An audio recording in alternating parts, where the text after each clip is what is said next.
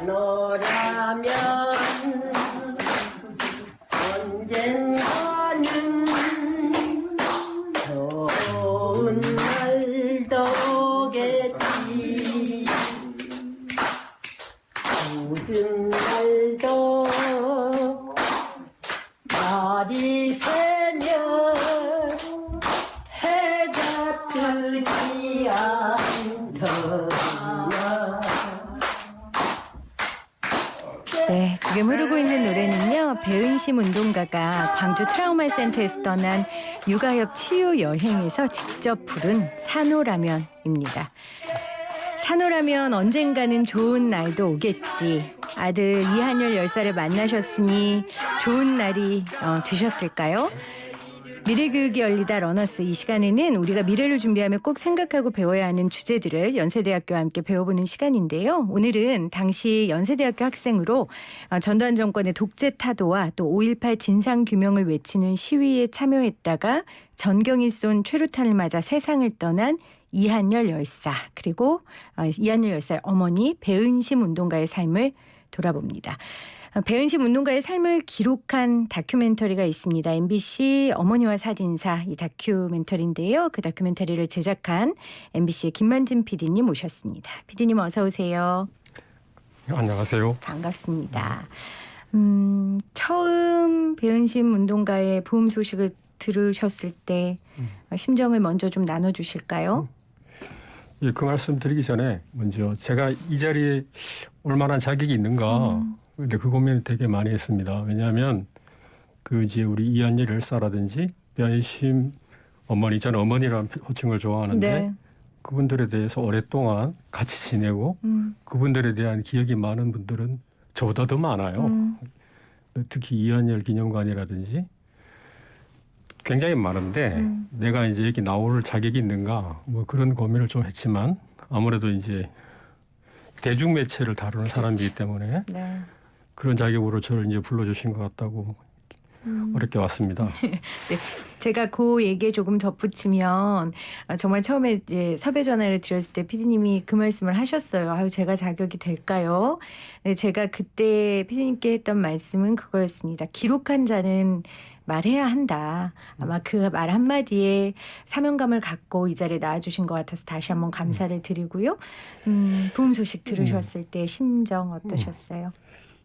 그 일요일이었어요. 일요일 아침에 일 안 한 날이니까 제가 좀 늦잠을 자고 있었죠. 근데 이제 우리 식구가 그 얘기를 전해주는데 정말 큰 충격을 제가 받았고요. 그날은 굉장히 하루 종일 좀 우울하더라고요, 제가. 네. 건강하신 편이셨잖아요. 그래도 그렇죠? 너무 갑작스럽게 돌아가셨어요. 제가 이제 그 프로그램 다큐멘터리 하고 난 다음에도 연락을 좀 하고 지냈는데 또 좀 죄스러운 것은 최근 또 한 6개월 동안 연락을 잘 못했어요. 최근에 잘 못 뵈가지고 좀 자책스럽고 건강이 좀 건강 얘기 많이 했을 거잖아요. 나이가 많으시니까.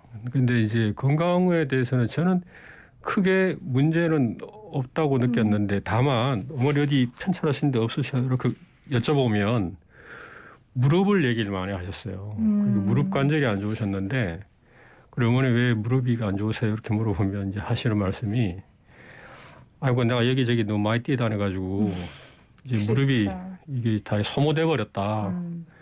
참 가슴 아픈 얘기죠. 근데 이제 무릎이 안 좋으신 얘기는 내가 익히 알고 있었지만은 이번에 이제 보니까 이제 심근경색 관련된 것 같은데 그쪽으로는 내가 전혀 예상하지 못했기 때문에 더 충격이 크셨군요. 네, 많이 놀랐습니다. 네.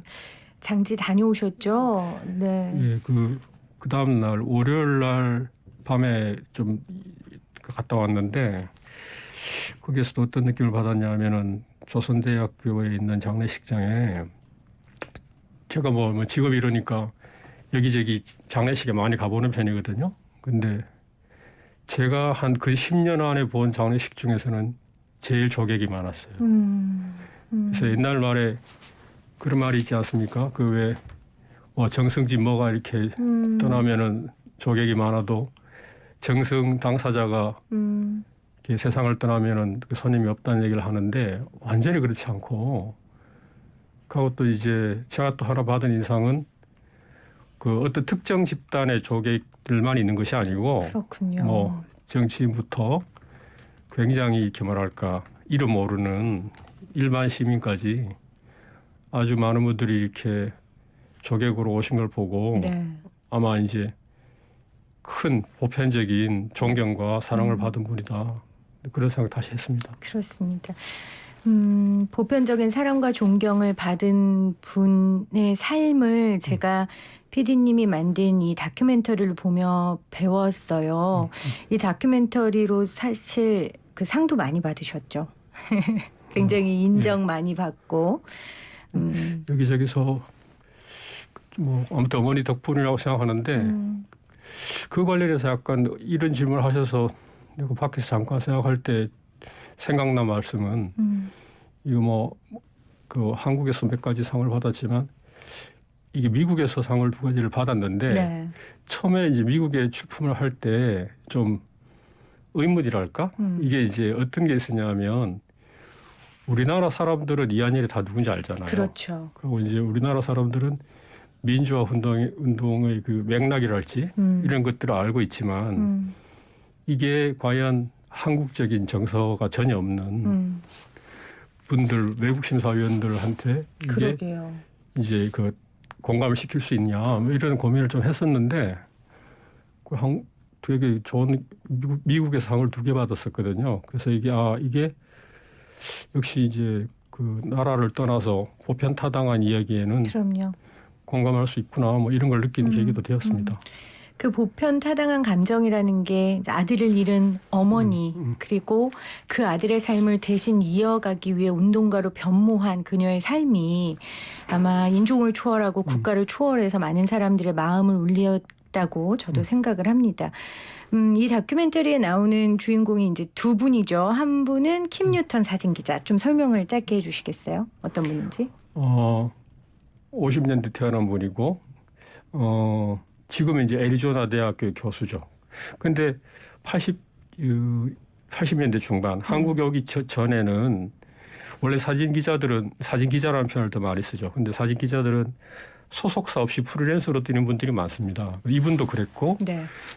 굉장히 유명한 잡지들 타임이나 뉴스위크나 이런 데 사진을 공급하는 계약을 맺고 공급하는 전속 사진 기자였어요. 근데 이제 일본에 많이 와 있다가 일본은 선진국이었으니까 그 당시에 한국이 이제 올림픽 직전에 되니까 이제 뉴스거리가 좀 있고 특히 이제 한국이 관광을 이제 많이 유치하려고 노력을 많이 했기 때문에 이제 멋진 사진들 찍을 수 있는 외국 사진 기자들을 좀 이렇게 지원도 해줬어요. 제가 알기로는. 네. 그래서 이제 그런 일환으로 제주도에도 오고 멋진 사진들을 많이 찍다가 이제 87년 초가 되면 그분도 들었대요. 이제 되게 서울에 시끄러운 일이 많이 생긴다고 하는 것을. 네. 그래서 서울에 오게 되고 박종철이라고 하는 학생의 죽음을 기록하게 되고 그리고 이제 자연스럽게 계속 제주도 못 내려가고 계속 서울에 있게 된 거죠. 그렇군요. 그래서 이제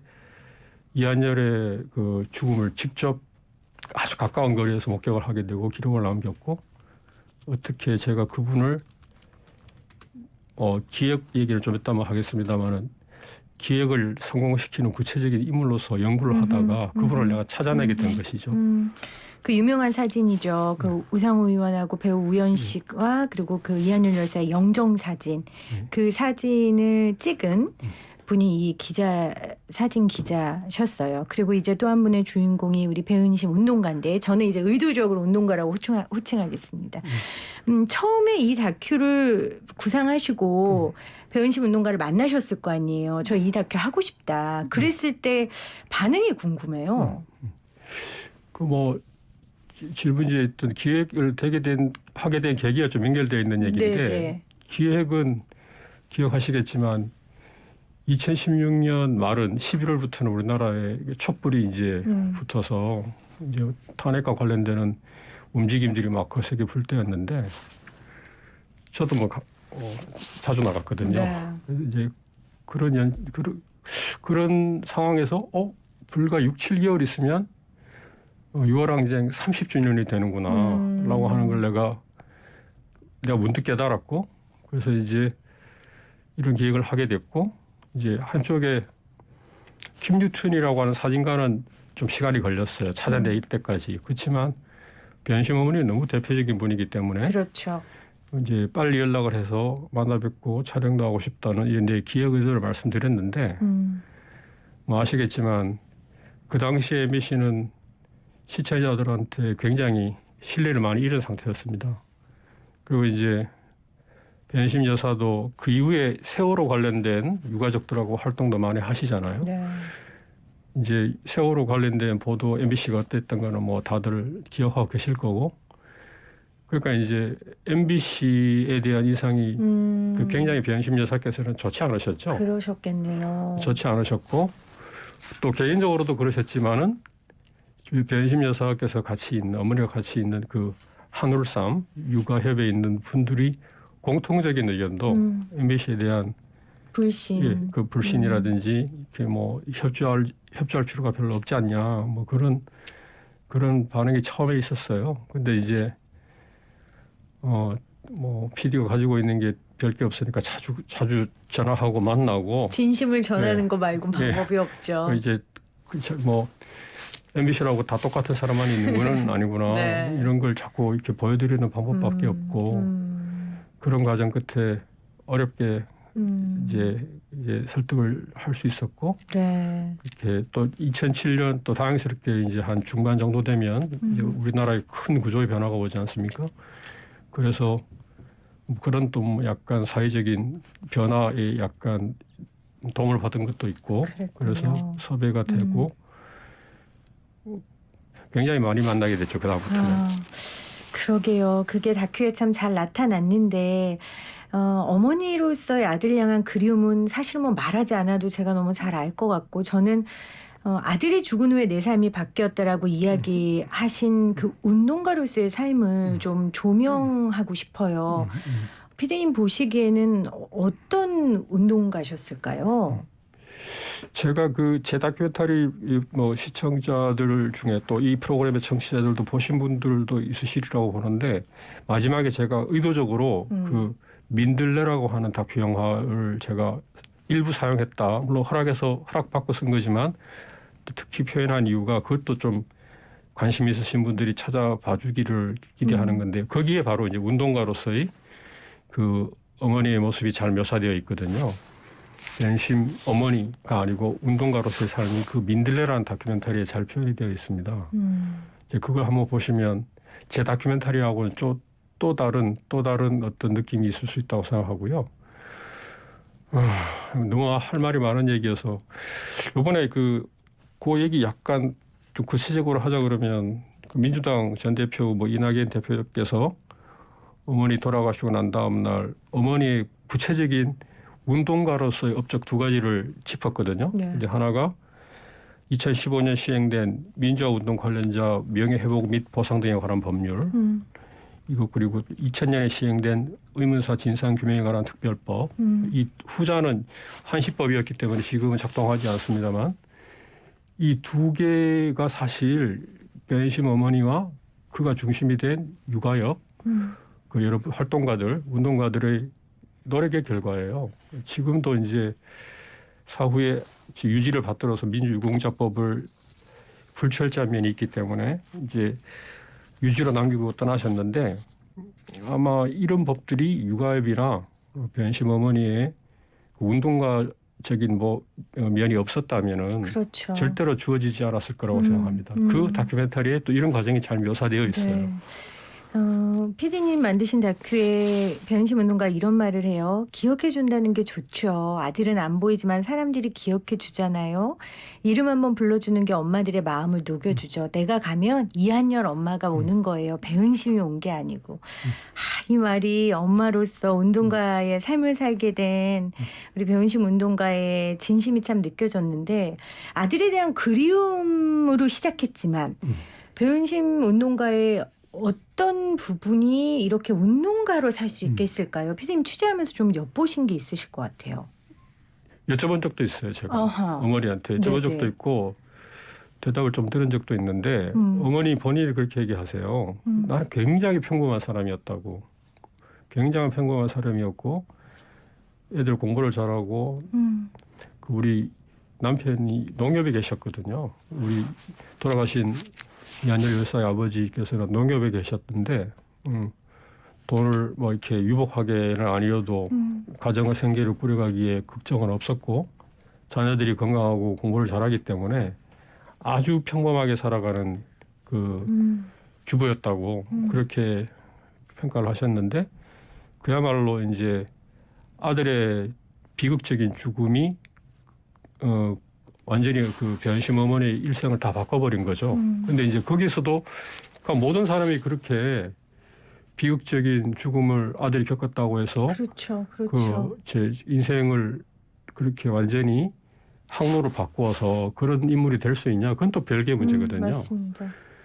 근데 이제 어머니 그 독자성이라든지 특별성이 거기에 있는데 제가 볼 때는 그리고 또 스스로 대답하실 때에는 그 아들이 그런 일을 겪게 된 과정이 궁금하셨던 거예요. 왜 그 시위를 그냥 뒤에서만 하라고 했는데 안 할 수는 없고 근데 왜 제일 앞줄에 서가지고 그렇게 시위를 했는지 이런 것들이 어머니가 아들이 세상을 떠나고 난 다음에 궁금하셨던 거예요. 그래서 공부를 한 거죠.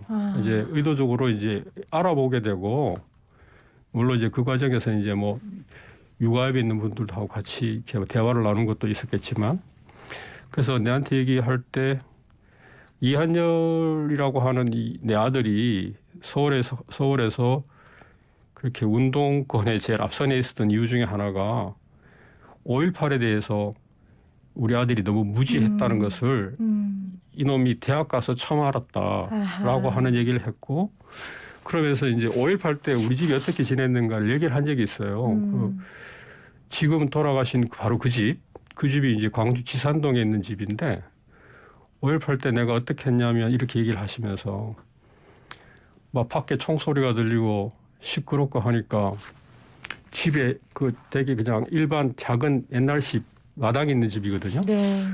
창문을 다 소미불로 이렇게 막고 그때 그렇게 했었던 걸 말씀하셨군요. 네. 막고 이렇게 애들을 다 집 밖으로 못 나가게 하고 이제 우리 가족 생각만 나는 했다는 거예요. 아, 그때 그 빚진 마음이 이한열을 평범한 학생이 아닌 열사로 살게 했고 또 그 죽음 이후 또 어머니가 어머니의 삶을 버리고 또 열사로서의 삶을 살게 한 것 같습니다. 아, 할 얘기가 너무 많은데 피디님 저희가 시간이 네네. 없어서 좀 짧게 마지막으로 좀 부탁드릴게요. 제가 시간 넘어도 이건 좀 여쭤봐야 될 것 같아요. 네. 우리 남은 분들이 이분의 삶을 좀 어떻게 기억해 줬으면 좋겠는지 짧게 좀 부탁드리겠습니다. 그러니까 이런 거죠. 아까도 말씀드린 거 얘기가 좀 겹치는 얘기긴 한데 네. 어떻게 기억해 줬으면 좋겠느냐.